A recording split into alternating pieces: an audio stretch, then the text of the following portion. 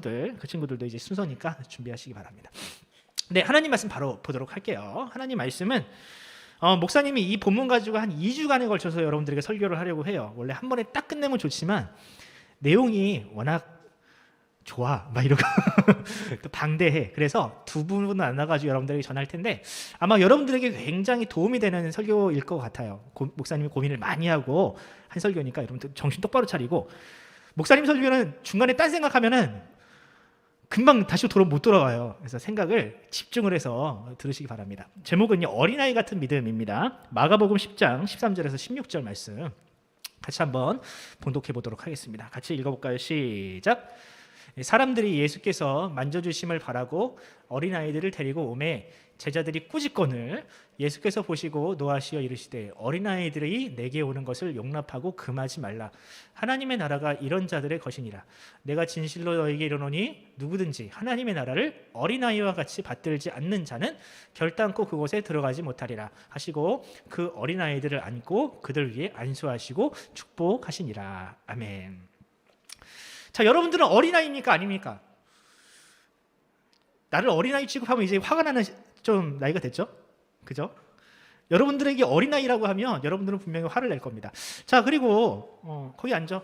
의자 치워줘. 거기 옆에 치워줘라. 자, 어린아이의 기준이 몇 살까지일까요, 여러분들? 여러분들이 생각할 때 어린아이 몇 살까지일 것 같아요? 여기서 제일 그 어린 친구가 누구야?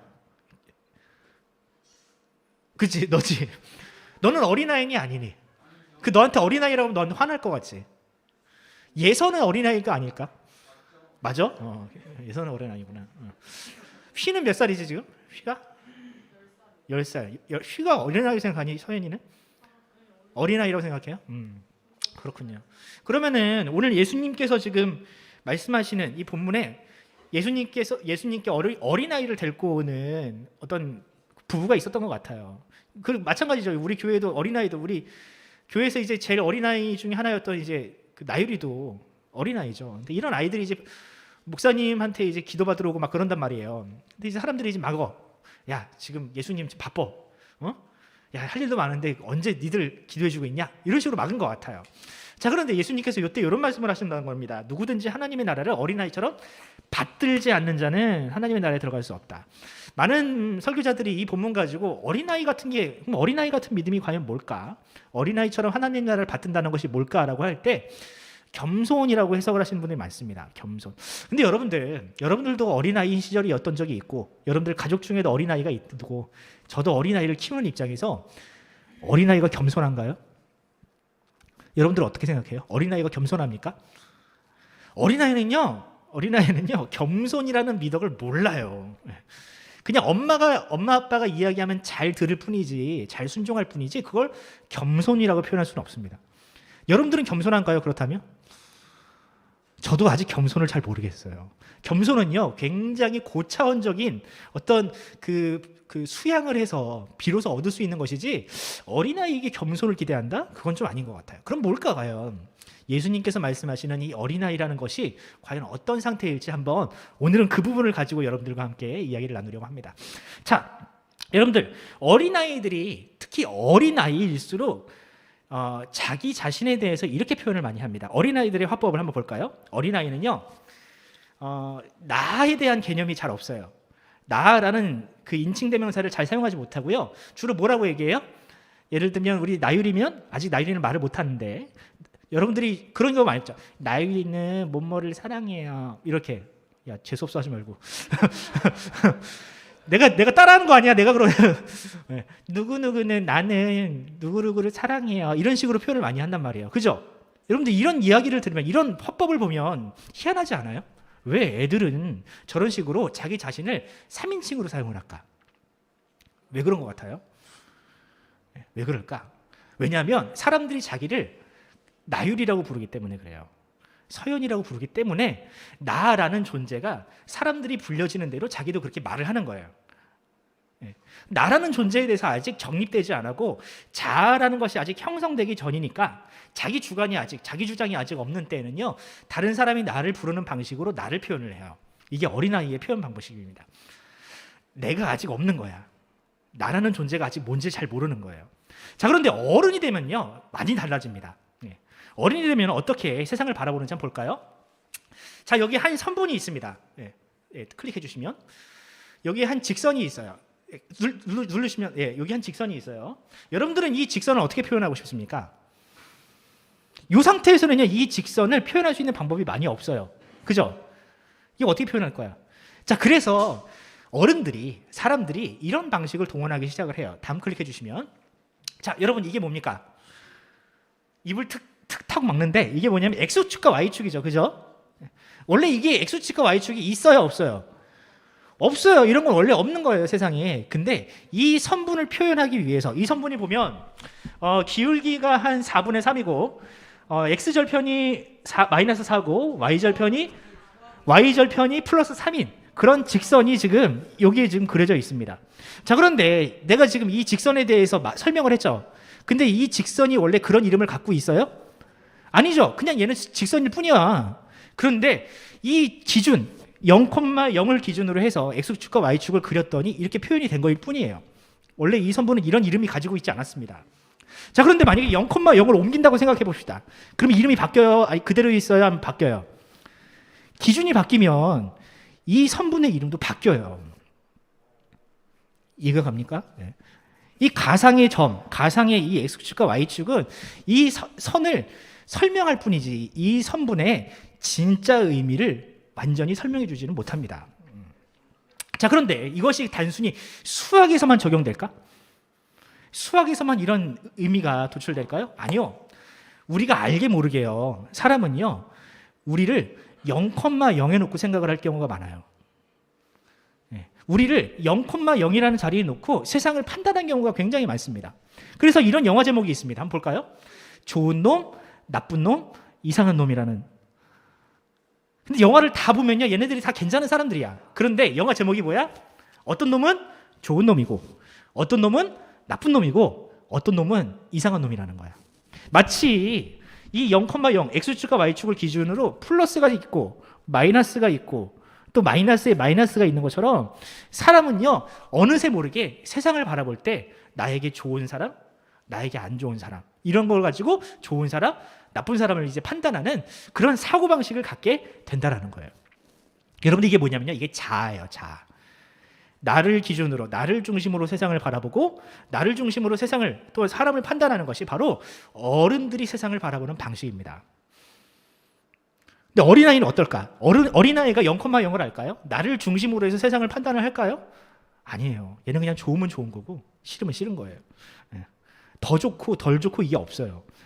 심지어 자기 자신조차도 어떤 존재인지 잘 모르는 게 바로 어린아이입니다. 자, 어른들의 그 세상을 바라보는 관점에 대해서 조금 더 설명을 해봅시다. 여러분들 어른들의 사랑 어떨까? 어른들의 사랑은 과연 어떤 사랑을 할까요? 여러분들 결혼 정보회사라는 게 있어요. 난 결혼 못할 것 같은데 좀 누가 나한테 배우자를 좀 소개해 줬으면 좋겠어. 그래서 내 조건들 이런저런 조건들을 이제 가져다 놓고 나에게 좀 중매를 해주세요라는 요즘에 새로운 옛날에는 없었던 사업입니다. 결혼 정보회사. 자, 거기에 나에게 이상적인 배우자에 대한 평균치가 나옵니다. 볼까요? 평균치가 어떤 거냐면 남자인 경우는 키가 178, 연소득은 5,270만 원, 자산은 한 2억 5천 정도 있어야 돼요. 그리고 연령 차이는 한 3살에서 4살 정도 있으면 좋겠어. 당연히 대학은 나와야 되고요. 그리고 직업은 사업하면 안 돼. 사업하면 안 돼. 위험해. 그래서 공무원이나 아니면 공기업을 다녀야 된다. 이게 1등 신랑감이라는 거예요. 여러분들 이게 이제 세상, 특히 여성들이 요즘 남자를 고르는 남자 배우자를 정하는 기준이라고 합니다.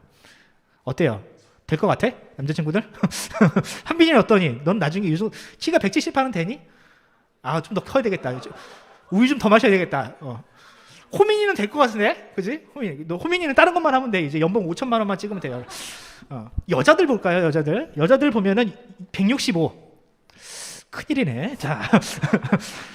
연소득은 한 4,400만 원 정도 되고 자산 한 1억 8천 정도 있어야 됩니다.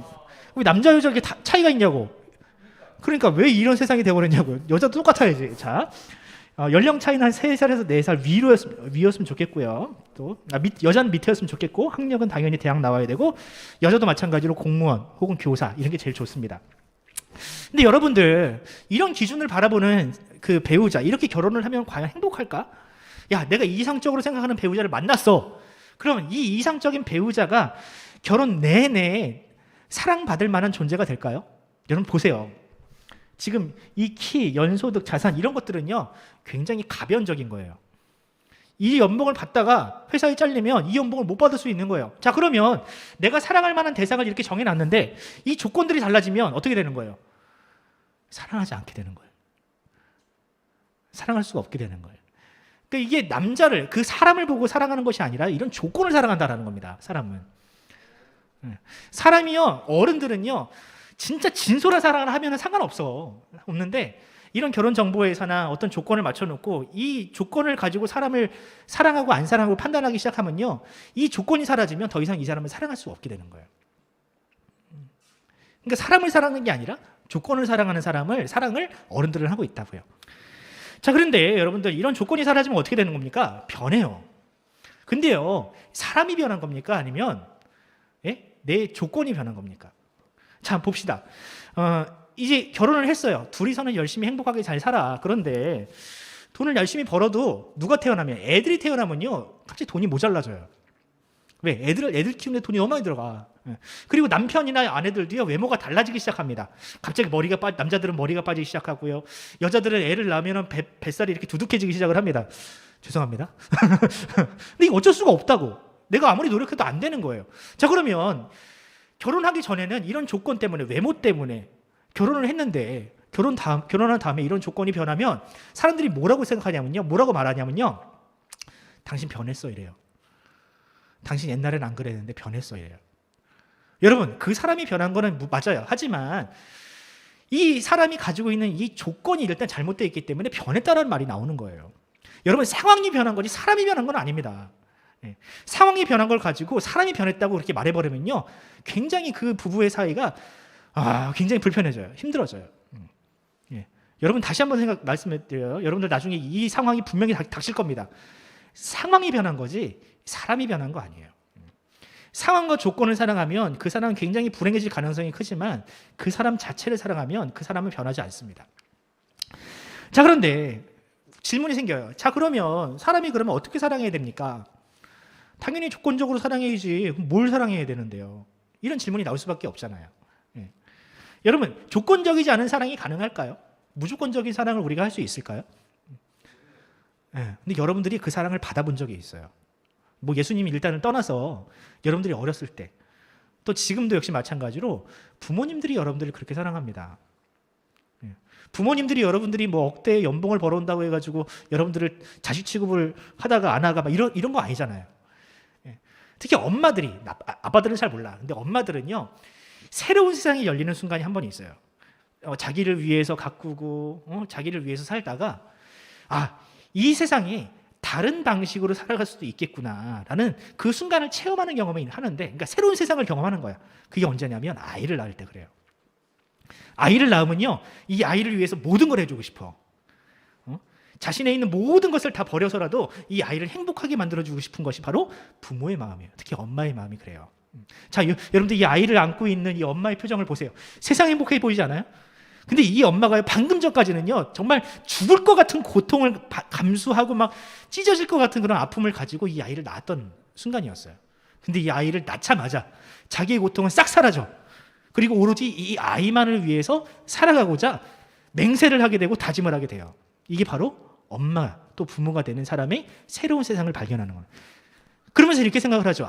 나도 이런 사랑을 할 수 있는 사람이었구나. 이기적인 줄 알았는데, 굉장히 가식적인 줄 알았는데, 다른 사람을 배려할 줄 모르는 줄 알았는데 나도 이렇게 사랑할 수 있는 존재였구나라는 사실을 깨닫게 되는 거예요. 자, 결국 이런 겁니다. 여러분들, 이 엄마의 사랑은요 결국 자기를 버리는 사랑이에요. 내가 아무리 아프더라도 고통스럽더라도 이 아이를 위해서, 이 아이에게 생명을 주기 위해서 그 모든 고통을 감수하는 것이 바로 이 엄마의 사랑이거든요. 진짜 사랑이거든요. 이 엄마의 사랑은요 딱 이거예요. 나를 버리는 사랑이었어요. 나를 버리는 사랑. 내가 없는 사랑. 내가 이 세상의 중심이 되지 않는 사랑을 할 때 비로소 진짜 사랑을 하게 된다라는 거예요. 자, 그러면 우리도 그거 할 수 있어요? 꼭 엄마가 되어야지만 그 사랑을 할 수 있는 건가요? 네. 한번 볼게요.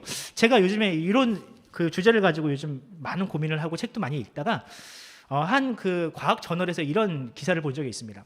여러분, 사람을 이기적으로 만들고 사람의 모든 그 행동과 생각을 그 결정하는 우리 인체의 제일 중요한 부위가 어딘가요?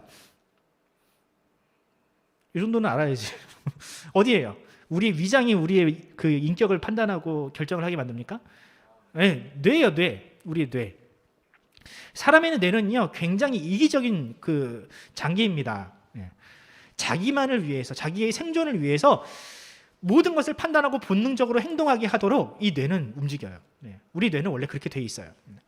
자, 그런데 이 뇌가 자기를 위해서 행동하게끔 이 프로그래밍 되어 있는 이 뇌가 언제 다른 사람을 이렇게 향해서 희생하고 또 봉사하고 하게끔 만드느냐면 특히 사랑하는 사람을 대할 때 그렇게 한대요.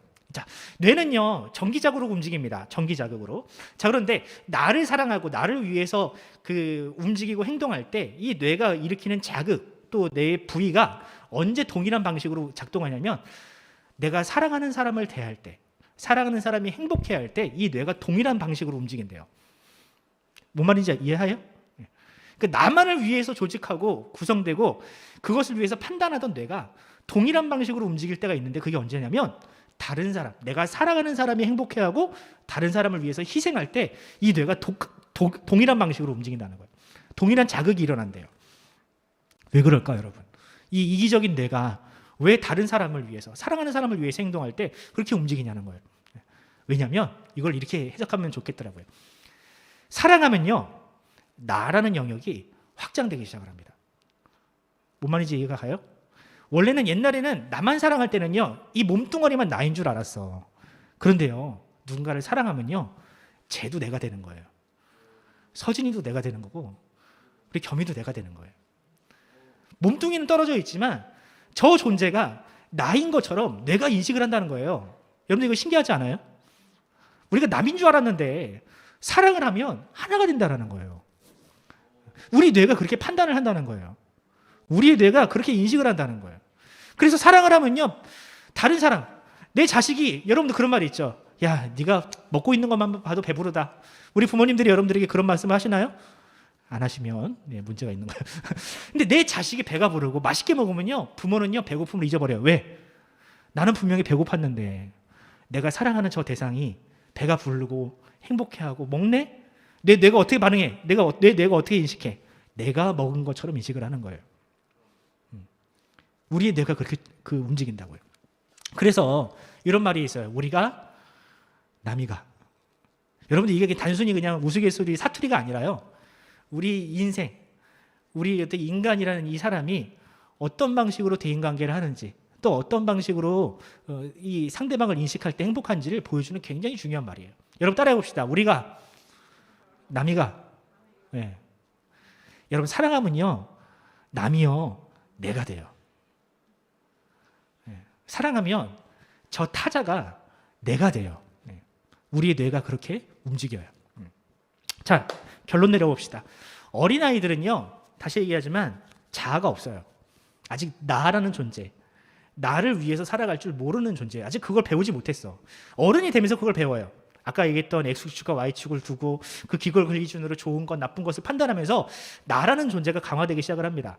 자, 그런데 어린아이였을 때 그 순수한 믿음, 그 순수한 사랑, 조건 없이 다른 사람을 있는 그대로 사랑할 줄 알게 된다면 예수님께서 원하시는 바로 그런 사랑을 우리가 하게 되는 거예요. 자, 예수님께서 그래서 이런 말씀을 하세요. 하나님이 원하시는 사람, 마태복음 22장 이런 말씀이 있습니다. 선생님, 율법 중에서 어느 계명이 크니까? 예수께서 이르시되 네 마음을 다하고 목숨을 다하고 뜻을 다하여 주 너희 하나님을 사랑하라. 그리고 또 첫째 되는 계명이 있는데 그와 같으니 네 이웃을 뭐라고? 너 자신같이 사랑하라. 여러분, 이 말이 처음에는 잘 이해가 안 갔어. 어떻게 나 자신처럼 이웃을 사랑할 수 있느냐. 그런데 하나님은 우리로 하여금 그런 사랑을 가능하게 만드셨어요. 이거 안 되는데 어떻게 나 자신조차 사랑하지 못하는데 어떻게 이웃을 사랑합니까? 하나님은 근데 아까 이제 설명했죠. 우리는요, 다른 사람을 위해서 사랑하면 저절로 되는 거예요. 사랑하면 저절로 내 자신처럼 누군가를 사랑할 수 있게 되어요. 이걸 노력할 필요가 없는 겁니다, 여러분. 노력할 필요가 없는 거예요. 사랑하면 되는 거예요. 사랑하면. 이 이야기는 다음 주에 조금 더 발전돼서 하겠지만 결론을 좀 내려봅시다. 결론적으로 하나님이 우리를 사랑하실 때 어떤 사랑을 하셨는가? 제가 설명한 이 사랑과 크게 다르지 않은 사랑을 하셨어요. 하나님은 우리에게 야, 나를 사랑해줘, 나만 사랑해줘라고 그렇게 먼저 얘기하신 분이 아니에요. 하나님은 우리를 먼저 사랑하시고 그 사랑으로 우리에게 사랑을 요구하시는 겁니다. 이웃을 사랑하는 사랑, 그런 사랑을 하나님이 우리를 위해서 먼저 하셨다고요. 자, 여러분들이 가장 좋아하고 기억하고 제일 먼저 외운 성경 구절, 요한복음 3장 16절에 이런 말씀이 있습니다. 하나님이 세상을 이처럼 사랑하사 뭘 주셨다? 독생자를 주셨으니. 여러분, 이 독생자는 내 아들 줬다는 얘기가 아니에요. 나를 줬다는 뜻이에요. 하나님 자신을 우리에게 주셨다는 뜻이에요. 왜? 우리를 너무 사랑하니까. 자기 자신처럼 사랑하니까. 나의 모든 것을 주어도 아깝지 않으니까 자기 자신, 하나님과 동등한 본체이자 하나님 자체이신 예수 그리스도를 이 땅 가운데 보내신 거예요. 그리고 우리를 위하여 원래 우리가 감당했어야 될 고통과 아픔과 저주, 그 사망을 예수님이 대신 감당하신 거죠. 그것이 바로 하나님이 우리를 사랑하신 방식이었습니다. 여러분, 사랑 바로 그런 거예요. 사랑은 그냥 내가 있는 거 조금 나눠주는 게 사랑 아니에요. 사랑은요, 내가 좀 여유 있으니까 시간 되니까 봉사하고 말지, 야, 다른 사람을 위해서 밥 퍼주고 봉사활동하고, 그게 아니에요. 진짜 사랑은요, 내가 있는 일부를 떼어주는 것이 아니라 그냥 내 자신인 것처럼, 저 사람이, 저 내 눈에 보이는 저 불쌍한 사람들이 내 친구가 나인 것처럼, 그가 아프면 나도 아프고, 그가 슬프면 나도 슬프고, 그가 행복하면 나도 기쁜 것처럼 그런 삶을 사는 것이 바로 사랑입니다. 우리가 이웃사랑을 얘기할 때 바로 이 사랑을 하라는 거예요.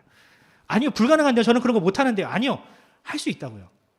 우리의 뇌는 그것을 할 수 있도록 프로그래밍이 되어 있습니다. 이 사실을 믿으시고, 아, 힘들고 귀찮고 어려운데 내가 왜 그래야 되나, 난 나만을 위해서 살기 바쁜데. 여러분, 그런데 하나님이 우리를 사랑하신 것처럼 우리도 그렇게 누군가를 사랑하면요, 그때부터 다른 세상이 열립니다. 다른 세상을 살 수 있게 돼요. 엄마 아빠가 여러분들을 낳고 너무 행복해서 다른 세상을 살면서 힘들게 노력하면서도 그 고통과 아픔, 슬픔을 다 감당하는 것처럼 우리도 역시 마찬가지로 그렇게 살 수 있게 되는 겁니다. 여러분들 이 사실을 믿으시고 여러분들의 그 사랑, 무한한 사랑, 그 하나님의 사랑을 이 땅 가운데 펼치시기 바랍니다. 다음 주에는 어린아이 같은 믿음의 무엇인지 2탄을 여러분들에게 할 테니 기다려주시고, 좀 어려울 수 있어요. 어려우면 목사님이 했던 설교 다시 보면 됩니다. 자, 우리 이 시간 하나님 앞에 찬양하길 바라는데요.